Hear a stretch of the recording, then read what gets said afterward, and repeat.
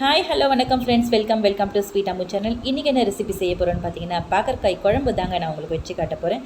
பாகற்காய் குழம்பு எப்படி செய்யலான்னு வாங்க இப்போ வீடியோக்குள்ளே போகலாம். ஆல்ரெடி நான் சுடு தண்ணியில் போட்டு எடுத்து வச்சுருக்கேன் பாகற்காய்.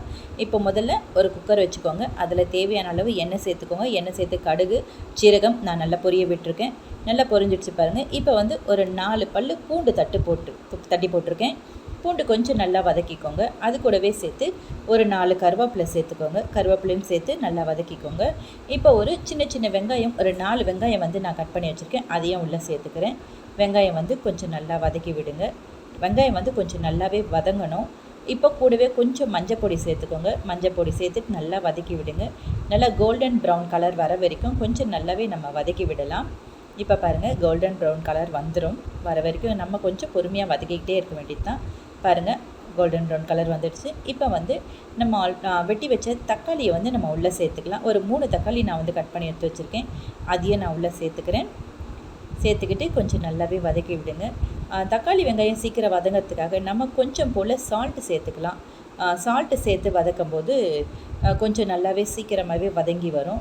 நான் கொஞ்சமாக தான் சேர்த்துருக்கேன், அப்புறம் கொஞ்சம் சேர்த்துக்கலாம். இப்போ கொஞ்சமாக தக்காளி வெங்காயம் வதங்கிறதுக்காக மட்டும் கொஞ்சம் சேர்த்துக்கோங்க. சேர்த்து வதக்குனிங்கன்னா நல்லாவே வதங்கிடும். பாருங்கள், நல்லா வதங்கியிருக்கு பாருங்கள். இப்போ வந்து நம்ம பாகற்காயை உள்ளே சேர்த்துக்கலாம். ஆல்ரெடி நான் வந்து சுடு தண்ணியில் போட்டு எடுத்து வச்சுருக்கேன். சுடு தண்ணியில் போட்டு எடுத்தோன்னா நமக்கு அந்த கசப்பு தன்மை கொஞ்சம் கம்மியாக இருக்கும். ஏன்னா குழந்தைங்கள்லாம் சாப்பிட்றது இல்லையா, அதனால் கொஞ்சம் கம்மியாக இருக்கும். அதனால் சுடு தண்ணியில் போட்டு எடுத்துருக்கேன். இதை கொஞ்சம் நல்லாவே எண்ணெயில் வதக்கி விடுங்க. கொஞ்சம் நேரம் எண்ணெயிலே நல்லா வதங்கட்டும். இப்போ நம்ம தேவையான அளவு இதில் மிளகாத்தூள் சேர்த்துக்கலாம். குழம்பு மிளகாய்த்தூள், அதாவது மிளகா தனியா ரெண்டுமே சேர்த்து அரைச்ச குழம்பு மிளகாய்த்தூள் வச்சுருப்போம் இல்லையா, அந்த மிளகாய்த்தூள் உங்கள் காரத்துக்கு ஏற்ப கூட்டியோ குறைச்சியோ நீங்கள் சேர்த்துக்கோங்க. இது கூடவே உப்பு கொஞ்சம் பார்த்து சேர்த்துக்கோங்க. நம்ம ஆல்ரெடி ஃபஸ்ட்டே கொஞ்சம் உப்பு சேர்த்துருக்கோம். இப்போ கொஞ்சம் உப்பு பார்த்து சேர்த்துக்கோங்க. சேர்த்துட்டு இதை நல்லா கொஞ்சம் வதக்கி விடுங்க. அந்த பச்சை வாசனை, மிளகாவோட பச்சை வாசனை கொஞ்சம் நல்லாவே போகட்டும்.